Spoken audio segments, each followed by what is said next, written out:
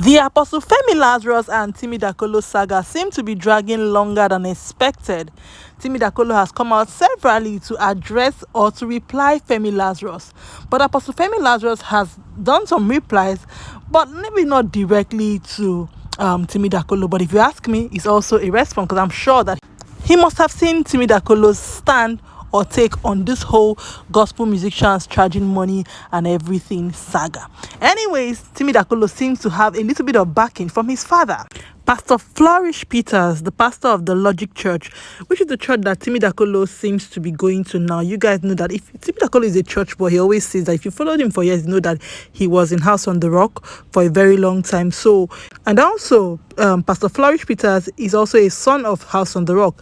That's so Paul Adefarasin is like his father in the Lord. So Paul Adefarasin, we can now say, is Timi Dakolo's grandfather or one of his fathers. But for this video, we're talking about Pastor Flourish Peters, who is like the pastor of the church Timi Dakolo attends now. Funny enough, he's like in the same maybe age category and ministry category too with Femi Lazarus, which is why it's something to see that they have different views based on this gospel artist payment stuff. Anyways, it seems like Timi Dakolo has a little bit of backing from his father in the Lord, Flourish Peters. Let us hear what Flourish Peters has to say about this whole charging. Gospel artists are charging. In fact, they are charging no longer as spiritual enough. It's high time pastors start investing on their musicians. Doing Jesus Plus Nothing concert. 90% of the people are my in-house people. And when they minister to you, to support them. Yes, you know you're the son of the house. Hey, stop it. It's bad behavior.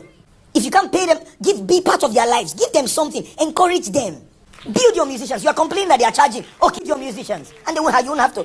So you hear what he's saying? He said he's going to have a concert, and most of the people who are going to be in that concert are his in-house artists. So he's encouraging pastors, build your musicians. You will not have to spend this plenty money you are worrying about on musicians, you know, that have blown on the big artists. Now, what do I think? Sadly, very sadly, extremely sadly, you know when people say on social media that church is business, Abby? This is what they mean.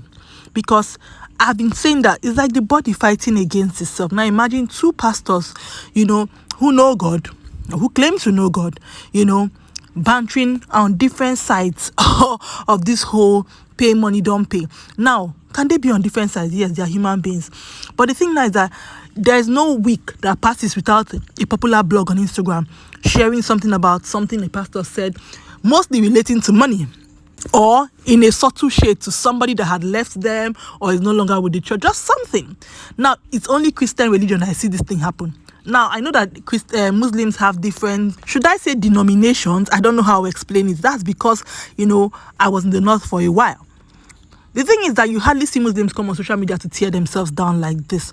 Obviously, maybe in their group chat or in their groups, you might be seeing it, but not on the general blogs. And that is because it's not that their religion is perfect. It's just because, you know, they know how to cover themselves, you know, how to protect themselves and everything, but that doesn't happen. I feel like this how the liberalness, in quotes, wrong English, of Christianity just gives everybody the right to just come. You know, this person will drag the other person, this pastor will counter the other person, this pastor will take the pulpit and say that pastor said something is wrong, that singer did is wrong. You know, everybody is just dragging the other person. You might say it's not dragging, but I consider it subtle dragging. Because one pastor says something, the other pastor comes the next Sunday and preaches something countering what he said. You're responding to the person, whether you like it or not. You watch the person, you heard the person. And I don't even mean only Apostle Lazarus now. I mean like generally in the Christian community. So I'm not going to advise them because it's giving different business, different rules. You know how my business can say, oh, we accept exchange and refunds, Abby? And your own will say no refund, no exchange. That's what it's giving. No, one business is saying no refund, one business is saying we refund. It's giving with no refund businesses, because it's showing that, oh, we all say we believe in God though, but I believe in this, I don't believe in this. And that is why I keep on saying that pastors are human beings, and sometimes these things they are saying is not a revelation or anything, it's not rhema from heaven, it is just their understanding on a particular matter. And it's the reason why some people come after so many years and say, oh, I understood this thing like this, but now I have understood better. Obviously, Timi Dakolo is in the church that aligns with his beliefs, his understanding of things. That is why he and his pastor seem to be on the same page with, on this music artist thing. Pastor Femi Lazarus or Apostle Femi Lazarus, obviously, if you heard that video, if you watch it in full, his members were shouting, so they believed their pastor. And so what happens? You see two believers in the comment section of blogs fighting each other, tearing each other down. When you go to their bio on Instagram, you see lover of God, you see one Bible verse, but they are fighting. Why are they fighting? It's not even based on their own personal understanding. It's based on their pastor's understanding. They don't even know if their pastor has full understanding. And I mean this with love in Timi Dakolo's voice. You know?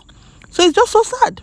But like I said, these pastors are going to do what they want to do. I'm going to come and say what I need to say. The best part, you too can say what you need to say in the comment section. What do you think? Are you in support of Timi Dakolo's father in the Lord, Pastor Flourish Peters, or are you in support of Apostle Femi Lazarus, saying that these people need to stop this whole charging? It is taking away the spirituality from their ministry, which is gospel, music ministry or business, like some of them have chosen to call it. Share your thoughts, guys, in the comments. It's a real show. I'll see you guys in my next video. Bye.